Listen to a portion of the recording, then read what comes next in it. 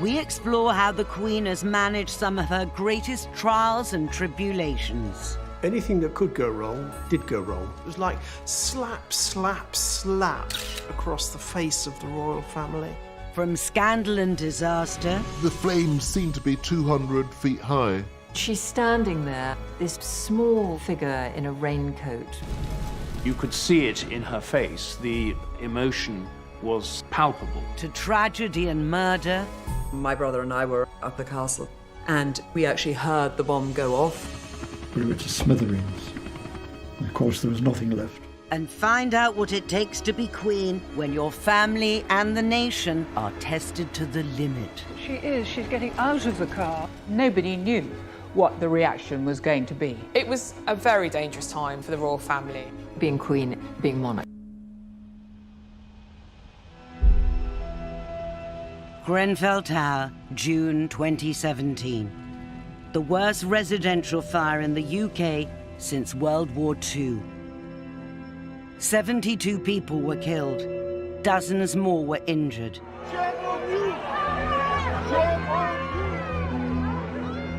As survivors struggled to cope, politicians became the target of public anger. I was down there at the time. Tempers were at breaking point. I remember standing in the crowd at the sports hall just under the A40. And suddenly this, silence. Here was the Queen. It's an appalling sight, she said, after hearing about the flames, but she has clearly noticed how this community has pulled together to help. She was talking to people without any of the protocol and sort of people surrounding her. It was just the Queen, defusing some of the anger and some of the emotion. I think when you have some colossal tragedy or national shock, all the usual responses are there. Anger, incomprehension. And the Queen somehow rises above that. When she appears, it's a different mood. I think it's come over very strongly. It's because the community's been to help. There she is, looking strong, smiling, giving comfort. And that's what the Queen does at times of national tragedy. Just 3 weeks before Grenfell, the Queen had gone to Manchester in the wake of the concert bombing. Throughout Manchester's Children's Hospital, there was a ripple of excitement when news spread this morning of the Queen's unexpected arrival here. The royal family in general, the Queen in particular, are meant to act as national conduits of feeling. So when the Queen turns up at the site of the Manchester bombings at Grenfell Tower, it is as if the whole nation is showing their sympathy, and that perhaps is their function. What the Queen called a wicked act had, she said, brought this city together. Very interesting how everybody has united, haven't they, here? Well, it's been amazing, really. I think the thing with the Queen is that she's always herself. She's not some actress putting on a part. So she's going there because she feels it's her duty to be there. It's a hard row to tread between, on the one hand, being stoical, being brave. You had enjoyed the concert, presumably? Yeah, it was really good. Was it? And on the other, showing that they feel, and perhaps the balance has swung over the Queen's reign. I got to meet her before the concert as well. She was lovely. Really? Yeah. Perhaps at first it was more about showing courage, steadfastness. Now it's a little more about showing feeling. But the important thing is just for the Queen to be there. It's almost like, as the mother of the nation, as she is supposed to be, you just want Mummy to be there in times of national trouble. By rushing to Grenfell and Manchester immediately after those disasters, the Queen got the mood of the nation right. But 50 years earlier, her judgment was not as sure. On the 21st of October 1966, a slag heap collapsed upon the South Wales mining village of Aberfan, engulfing the local primary school. The school lay in the direct path of the disintegrating man-made mountain. 144 people were killed, 116 of them children. Their children were buried in that mud. Mud almost filled the classrooms. With shovels, if necessary, with bare hands, they pitted themselves against the uncounted tons of slimy filth. Aberfan was one of the first great national disasters that the Queen had to handle. She issued a statement expressing her condolences, but rather than going straight to the scene, she waited and sent Prince Philip instead. The reason that she gave for this delay was that she thought that if she was there, she would attract attention when people should be dealing with their grief, and that's what she wanted to avoid. She said that she was terrified that all the fuss that would accompany her visit might mean, God forbid, that some child was missed in the wreckage. But it was misunderstood. A lot of people were incredibly critical. The monarchy doesn't care, etc. It was a huge national tragedy, and still the Queen did not show up. But now, Daily Mail journalist Robert Hardman believes there was another little-known reason the Queen didn't rush to the scene. What everyone I've spoken to about it says is that the Queen was really worried that she would let the side down. She didn't want to go there and make things worse for these families. She was a young mother. Prince Edward was a baby, and she knew she was going to be as overwhelmed as everybody else was. And the last thing people want is a sobbing Queen crying on their shoulder. The tragedy of Aberfan presented a dilemma for the Queen as leader of the nation. How much of yourself do you show when you are confronted with death, with trauma, with a disaster? Of course, you don't want to be seen as apathetic, but also we don't want to see the Queen collapse, unable to cope, overcome with emotion at times when we are looking to her to keep the nation together. Finally, 8 days after the tragedy and under mounting criticism, the Queen made the journey to Aberfan to pay her respects. When eventually she did go at the end of the week, you could see she was genuinely moved by the tragedy of it. When she actually arrived, she spoke with families. There was one woman who'd lost 7 members of her family, and the Queen just sat with her, quietly, saying nothing for half an hour. That was the Queen showing her humanity. The occasions when you see the Queen display her grief, those occasions are very few and far between. But you really do see that emotion in her face. She saved the situation, and I think the lesson was that it's really important to make an instant appearance and not to wait. The Queen learned from her mistake at Aberfan. Over the past 50 years, she's worked hard to make up for it, returning to the village 4 times to meet bereaved families. I think if you ask anyone who's worked with the Queen a long time to name her regrets, one that usually pops up is Aberfan. The Queen said that she has to be seen to be believed. It's one of her favourite mottos. But she has also to be seen to feel, to care.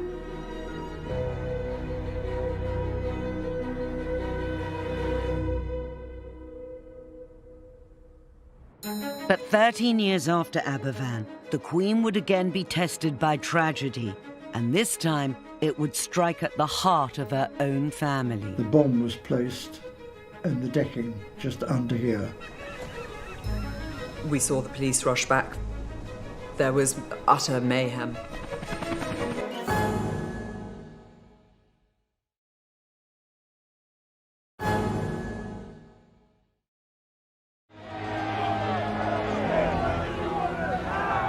Winter 2019.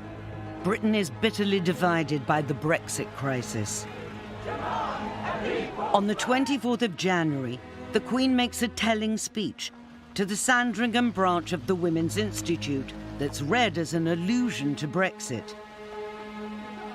She talks of the importance of respecting the other person's point of view, seeking out common ground, and never losing sight of the bigger picture. This is the stuff of what being a sovereign is, uniting rather than dividing. It'd be very interesting to know what the Queen thought about Brexit. But she has transcended all that. The monarchy should be a unifying factor. People up and down the country admire her. Even Republicans admire her. They may dislike the principle, but they cannot fault the woman. She is all things to all man, and that really works. In a divided country, it often falls to the monarch to lead the work of reconciliation. But some of the most painful conflicts the Queen has had to deal with have been within her own family. It is fitting that here the present Queen should meet the Duke and Duchess of Windsor. He is her uncle, and when he gave up the throne, Princess Elizabeth was a girl only 10 years old. In 1972, the Queen would attempt to make peace with the man who nearly brought down the monarchy. The vendetta had been incredibly long-lived, bitter, horrible, and the Queen Mother had been utterly unforgiving. The Queen's mission would coincide with a state visit to France as Britain prepared to join the EEC the following year. In the National Archives at Kew, royal biographer Robert Hardman has uncovered some remarkable documents revealing the planning of the trip. Here is this very, very important state visit. Today we go on about Brexit, but what we're looking at here is effectively Brentry. This is Britain going into Europe with a lot of grandeur, with balls and dances and all the pageantry that Britain and France can deploy. So this is a very big moment. But for the Queen, the visit also had a personal dimension. Paris was the home of her uncle, the Duke of Windsor, formerly King Edward VIII, exiled to France after giving up the throne for American divorcee Wallis Simpson. This was the man who had abdicated in 1936, and the abdication had really shaken the monarchy.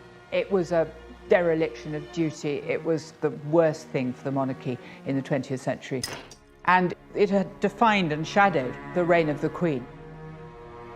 As the Queen prepared for the state visit, her uncle was dying of throat cancer. Here we have a letter from the palace to the British ambassador in Paris saying, please make sure there is time in the Queen's schedule for her to visit her uncle, the Duke of Windsor. On the assumption that His Royal Highness and the Duchess are going to be in Paris during the visit, the Queen would like to pay them a private visit. The Duke of Windsor's very, very unwell. The Queen fully understands this may be the last chance she gets to see him alive. The Queen realized that for the sake of unity, to heal this terrible internecine family rift, that she should make a gesture to the Duke of Windsor at the very end of his life. But for the organisers of the state visit, the Queen's meeting with her uncle was fraught with danger. The embassy and at the Elysee Palace and at number 10, what they're really worried about is what happens if he dies either during or just before the visit. And this causes terrible diplomatic seizures. What we have here is a memo to the Prime Minister explaining all the various options. The reports of the Duke's health are becoming more discouraging. The Duke himself has recently cancelled a visit to Spain. Up to what point can he die without ruining the visit? What it boils down to is he can die some weeks before the visit, he can die after the visit, just can't happen during.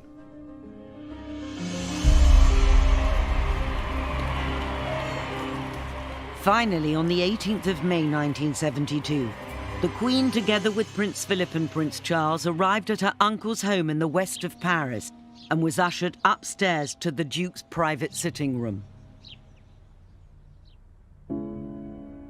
It would be a historic moment as the two of them met. The Duke of Windsor was so ill that his doctor had implored him to stay in bed, but he insisted that he had to get out of bed and stand up and bow to his niece, the Queen.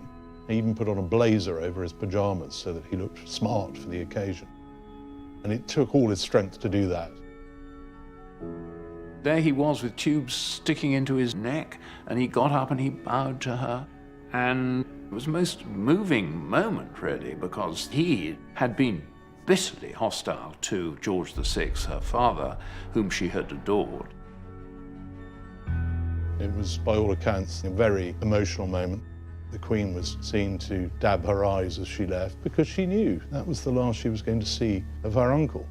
And it took all his strength to do that. And he then went straight back to bed. And then the Queen had a chat with Wallis Simpson. And just a few days later, he was dead. I think this is a significant and rather moving moment. In a sense, his death releases the Queen from the shadow of the abdication. There was a sense of closure. This is the end of what had been a turbulent period for the monarchy. That was an example of her ability to draw the curtain over the past and to act as a reconciler, a healer. And that's the crucial thing about monarchy, that it should draw people together. And that's what she did.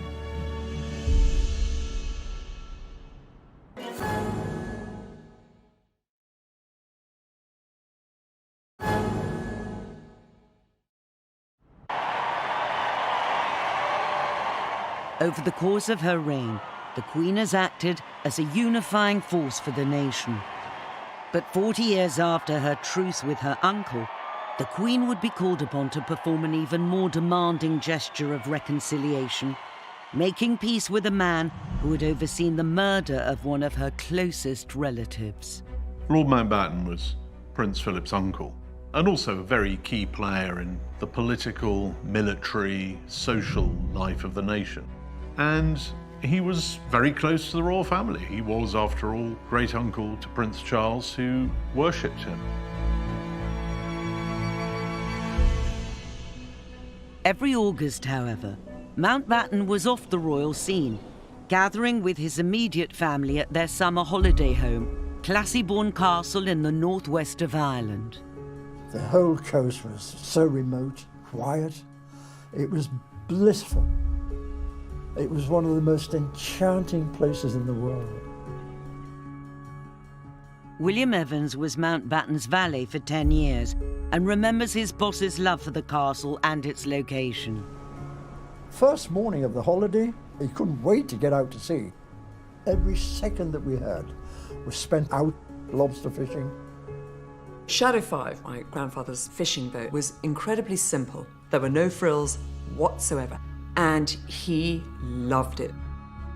India Hicks, Lord Mountbatten's granddaughter, has spoken only rarely about the holidays she spent with her grandfather at Classiebawn. He would try and get as many grandchildren as possible to come every single day. And the excitement of when the lobster pot was pulled out of the water and you could smell it, that Irish smell and the salt water and the lobsters.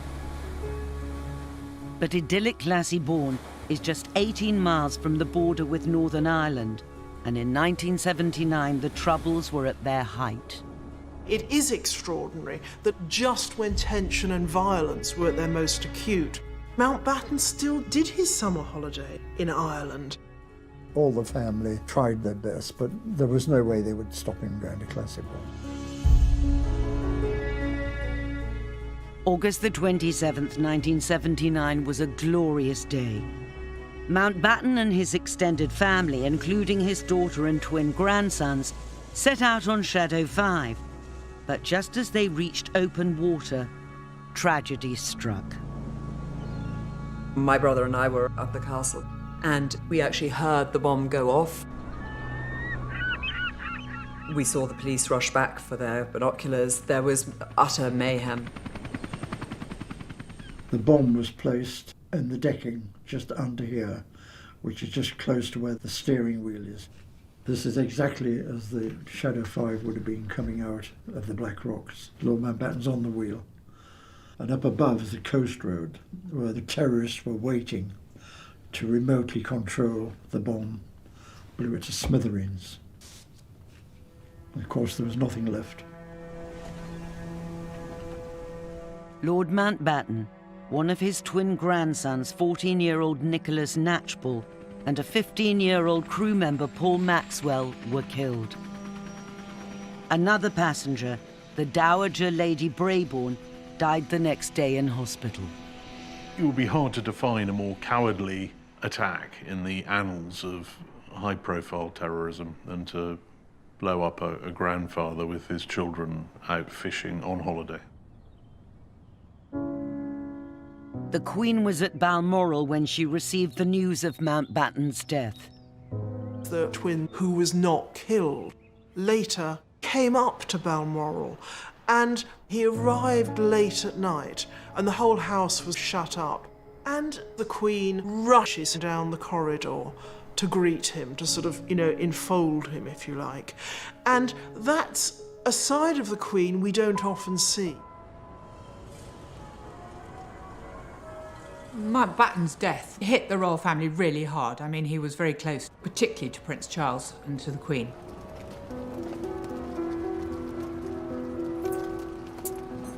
The day of my grandfather's assassination, of course, is embedded in my memory. I was lucky that I was at an age where I was able to get all of the emotion out. And so I am possibly able to look at it more in the eye than other members of my family who have never recovered. 19 years after Lord Mountbatten's assassination, the Good Friday Agreement brought the Troubles to an end. Martin McGuinness, an IRA commander at the time of Mountbatten's murder, would become Deputy First Minister of Northern Ireland. From childhood, the Queen has known that duty comes first. It trumps everything else. Whatever your personal, private feelings are, duty calls. And it may be that you're not feeling very well and you don't want to do something. Or it may mean you've got to shake hands with someone who murdered a member of your family and tried to kill you. He was second in the receiving line, and it lasted for just a moment. Extraordinary, nevertheless. The British sovereign and the former IRA commander shaking hands. She showed magnanimity and astonishing political savvy in shaking hands with Martin McGuinness, the man who was probably responsible for the death of Lord Mountbatten. 2 years later, in 2014, the Queen invited Martin McGuinness to Windsor Castle for a state dinner in honour of the President of Ireland. As head of state, she is constitutionally bound to do what the state wants her to do, and if the state wants her to bury the hatchet, then that is what she has to do. We'll never know probably how privately she felt about it. Private grief is not allowed to trump public need for a political reconciliation. She has embodied the whole business of reconciliation in her own person. And that is really quite something in an age where old hatreds are extremely difficult to extinguish. Over the decades, the Queen may have mastered the art of diplomacy, but mastering her own family has always been more of a challenge. I do not know how the Queen coped with all those catastrophes. Boy, if you think it's horribilis now, just you wait.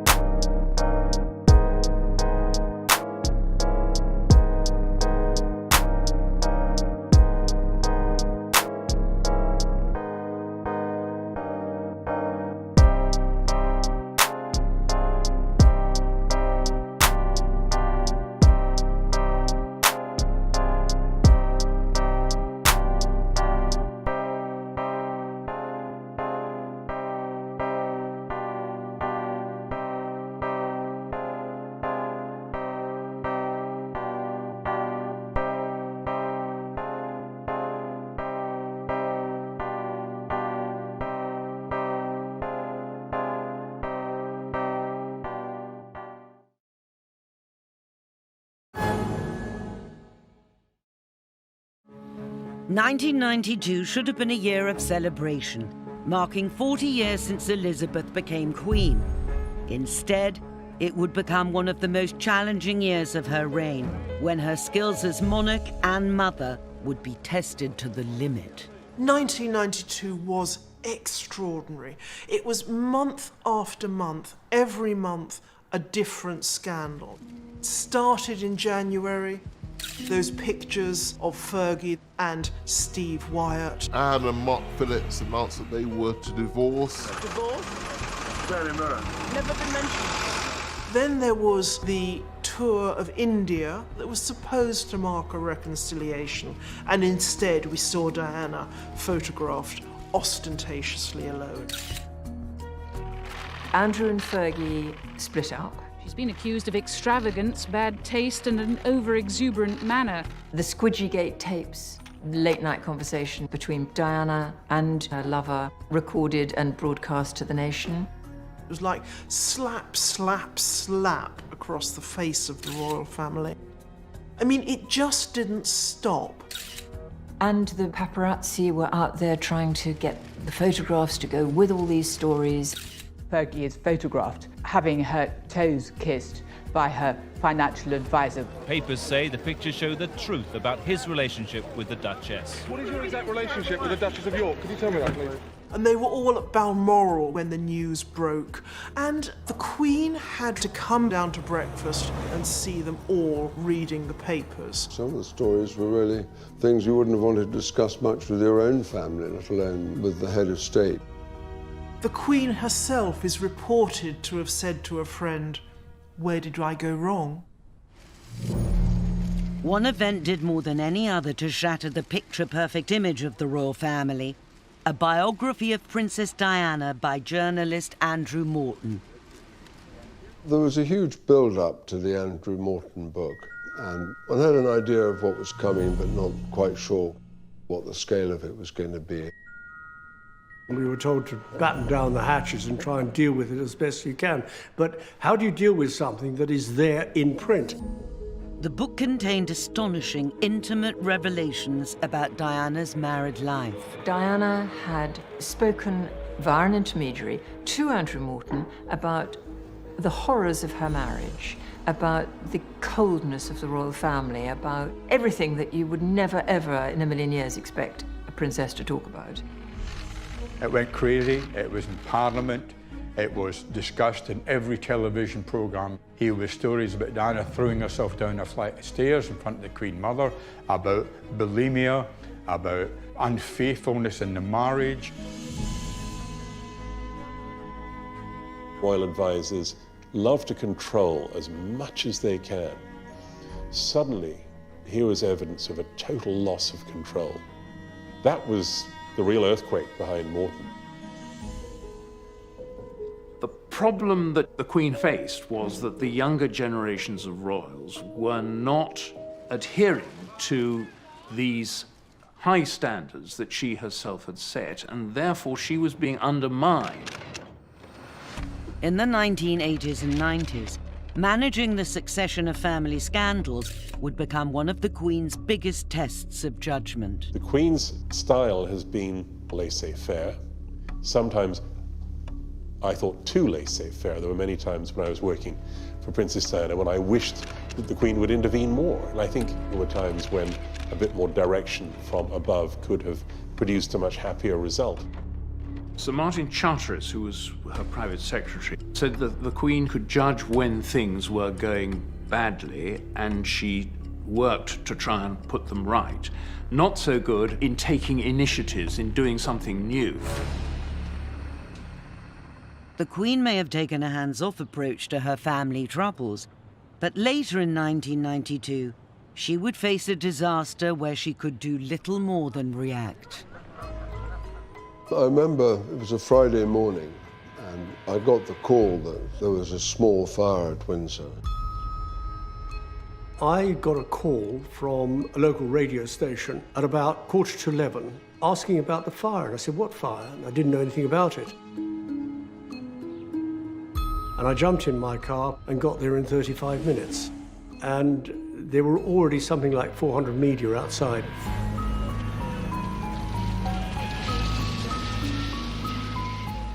5 miles away you could see smoke, and you could actually see flames from about a mile away. It was horrific. I was probably the first BBC reporter there, and it was just astonishing to see this seemingly impregnable building in flames. The fire began in the north wing when an unattended builder's lamp set fire to a curtain. What started as a fire in a small private chapel, it soon spread. Some of the most famous rooms where some of the most important moments in modern royal history had happened. At one point, there was this extraordinary scene. Soldiers, castle staff, cleaners, cooks, all passing Leonardo drawings, carpets, vases, priceless items from hand to hand just to get them out of the path of the fire. The only member of the royal family who was in residence at the time was Prince Andrew. A shock and horror in the fact that it took hold so quickly. Her Majesty was shocked.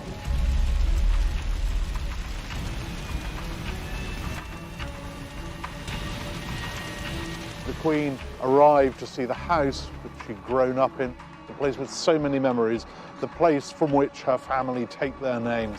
And there it was, going up in smoke.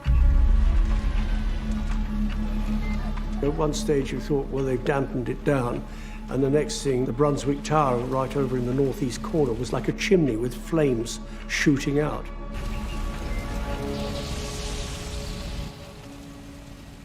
The massive salvage operation helped save most of the priceless furniture, but the fire had destroyed over 100 rooms. The Queen was devastated by it. You could see it in her face. The emotion was something palpable. You don't often see that utterly depressed look on her features. There is a photograph of her while the fire rages, this castle that she has loved. And she's standing there, this small figure in a raincoat with the hood put up over her head. What a terrible blow, personally, that must have been for the Queen. She must have felt, I'm a custodian of this place, and I failed in my duties. In the evening, I drove along the M4 on the way back to London, and the flames seemed to be 200 feet high, which you could see from a couple of miles away. And it seemed like the end of the world, the metaphorical end of the monarchy.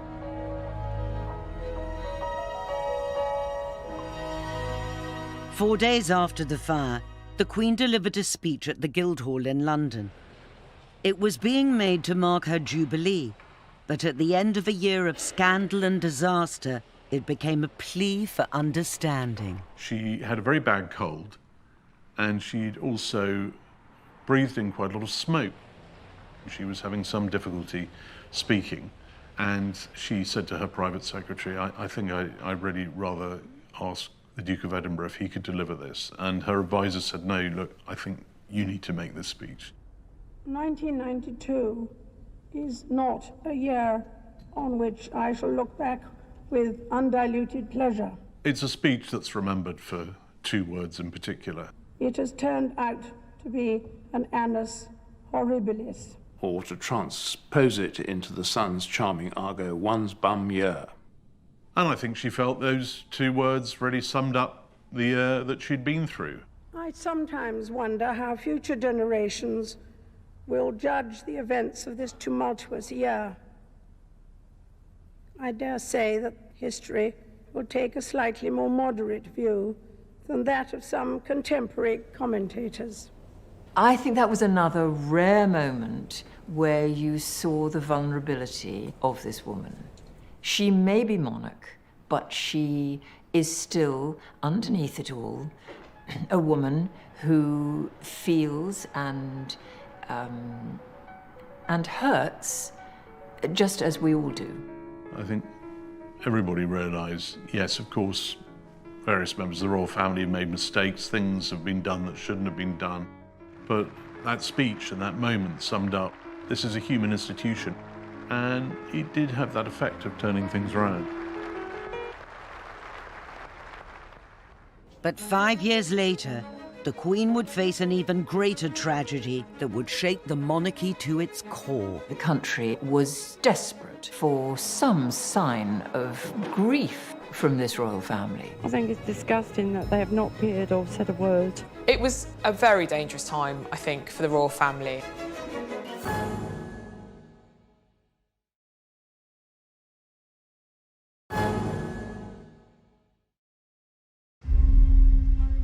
On the 31st of August 1997, the Queen was at Balmoral on her annual summer holiday when she was awoken in the early hours of the morning. We have reports from Paris that Diana, Princess of Wales, has been killed in a car accident. They were apparently being pursued by paparazzi on 2 motorcycles. In terms of the death of an individual, it was perhaps the biggest story in the world since JF Kennedy's assassination. And it just was astonishing how many people seemed to be personally affected because she had been this universal, much-loved figure.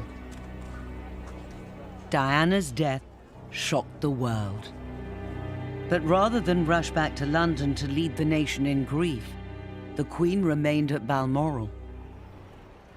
Well, I can remember I came up to London, and when I got to the top of the Mall, I realised that Buckingham Palace was totally shut.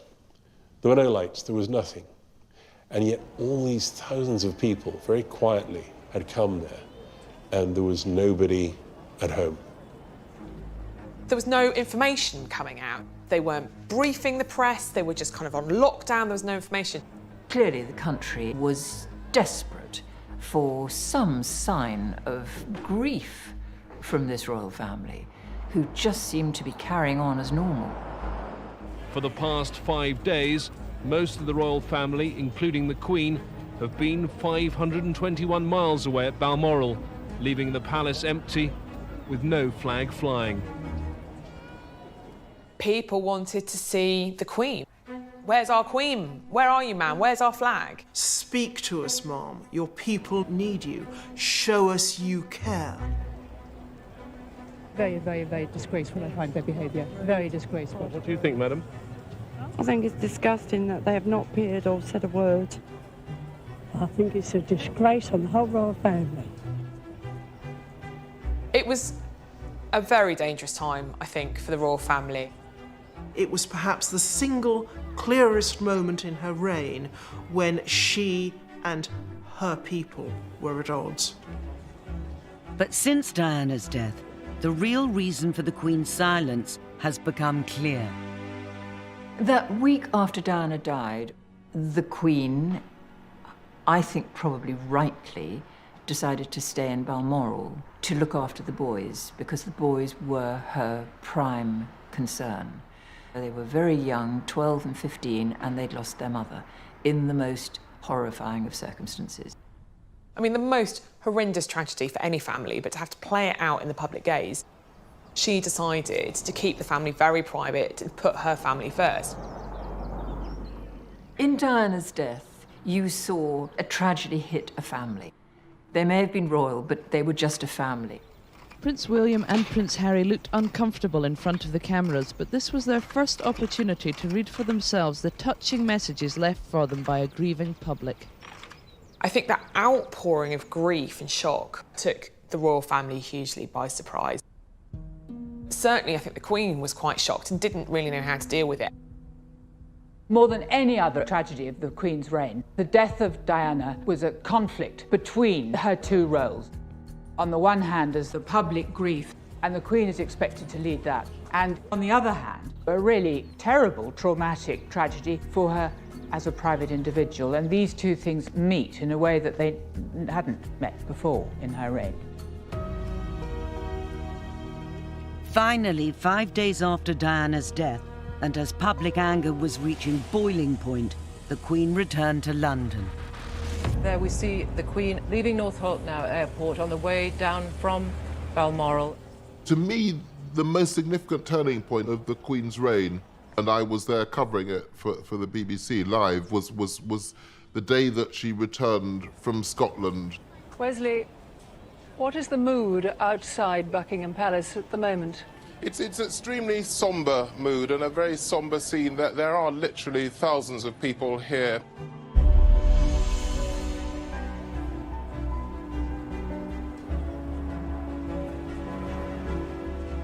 She did two extremely significant things, one of which amazed me, which was that the car came down Constitution Hill with her and the Duke, and the car stops outside the gates of Buckingham Palace.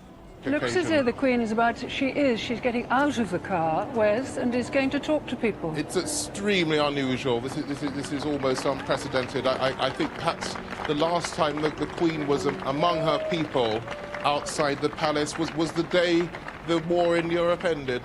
That was a very bold example of personal leadership to go out amongst those crowds. Actually, nobody knew what the reaction was going to be. Those of us who'd been in those crowds for a week knew that the crowds were quite hostile. And then she goes up to somebody in the crowd who hands out a flower to her. And the Queen says, would you like me to put that with the others? And the woman says, no, it's for you. And from that moment, the sort of crowd flips, and it's no longer the hostile crowd that it had been. The Queen had won over the crowds, but now she had to win back the nation with one of the most significant speeches of her reign. The speech was delivered live. It wasn't pre-recorded as most of her television appearances are. I happened to hear her doing the one run-through and then straight into the speech live at a moment of very, very high emotion. The reason that the crowds were the shot behind, they only had one camera, and they said, well, let's have the crowds behind. Like anyone of my age, I have seen the Queen speak so many times, and she has a way of speaking that is very, in a way, rather formulaic. But when she spoke after Diana's death, that for me was something completely different. What I say to you now, as your Queen and as a grandmother, I say from my heart. First, I want to pay tribute to Diana myself. She was an exceptional and gifted human being. In good times and bad, she never lost her capacity to smile and laugh, nor to inspire others with her warmth and kindness. She'd chosen absolutely the right words. To say that she was speaking not just as the Queen, but as a grandmother, it automatically made you understand why we hadn't seen her that week, because she had been looking after her grandchildren, those two grieving boys. She managed to convey a sense not just of the national tragedy, but also of the private grief that the royal family was going through, and that's why the speech worked. I thought it was a grandmother speaking and not a queen. I was quite moved by it. She sounded very sincere, and she looked as though she was very moved, and I think that will satisfy everyone. I thought she said everything she should have said. I can't think of anything that she left out at all. What I thought was very striking being there that day was that she brought the country together. So I think with the Queen there is very, very powerful personal leadership. Diana's death marked a turning point, and in recent years the royal family has become more open about publicly expressing emotion. In 2017, Prince Harry gave a remarkable interview. So Hazza, how are you today, really? Today I'm okay. I'm a little bit nervous, a little bit tight in the chest, but otherwise fine. Speaking to a newspaper podcast, he talked for the first time publicly about the emotional impact of his mother's death. Losing my mum at the age of 12 and therefore shutting down all of my emotions for the last 20 years has had a quite serious effect. And actually, all of a sudden, all of this grief that I'd never processed started to come to the forefront. I was like, there's actually a lot of stuff here I need to deal with. In that interview, Prince Harry was incredibly candid. To hear him admit that it had taken him the best part of 2 decades to cope with the grief of losing his mother, to hear him talk about coming close to the point of a complete nervous breakdown, this was absolutely extraordinary. But it was 20 years of not thinking about it, and then 2 years of total chaos. Quite hard to believe that such a senior member of the royal family would be speaking so openly. For a century or more, the royals have been stoic about emotion. But what we want from our royals is changing. The youngest generation are very aware of that, and that really shows how far the royal family's come. In the future, it will be William and Harry that the nation looks to in times of grief and tragedy. The nation has always had a place in its heart for both of those boys.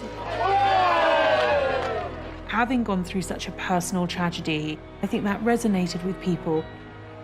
Anyone who's suffering tragedy themselves can feel that Princes William and Harry understand because they have been there themselves, and they felt the pain just as anybody else would do.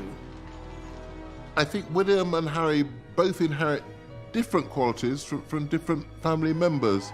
So William has got a bit of his grandmother's and his father's stoicism. Harry's hilarious. Welcome to Canada! Grab a picture, grab a picture! See all the competitors come by. He's his mother's son. He's very warm and he wears his heart on his sleeve.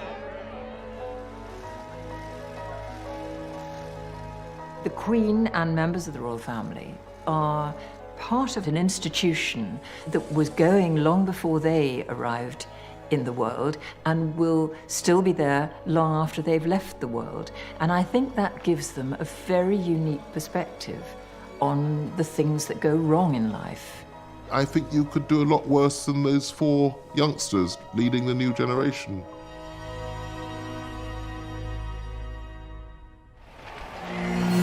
Next time, we examine just what it takes to hold the very top job.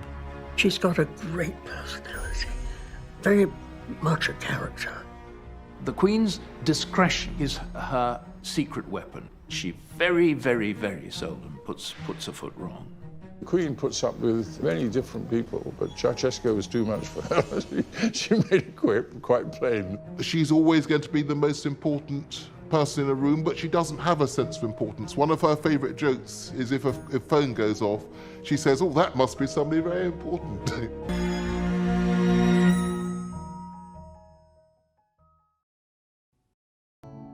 So when the Queen turns up at the site of the Manchester bombings at Grenfell Tower, it is as if the whole nation is showing their sympathy, and that perhaps is their function. What the Queen called a wicked act had, she said, brought this city together. Very interesting how everybody has united, haven't they, here? It's been amazing. I think the thing with the Queen is that she's always herself. She's not some actress putting on a part. So she's going there because she feels it's her duty to be there. It's a hard road to tread between, on the one hand, being stoical, being brave. You had enjoyed the concert, presumably. Yeah, it was really good. Was it? And on the other, showing that they feel, and perhaps the balance has swung over the Queen's reign. I got to meet her before the concert as well. She was lovely. Really? Yeah. Perhaps at first it was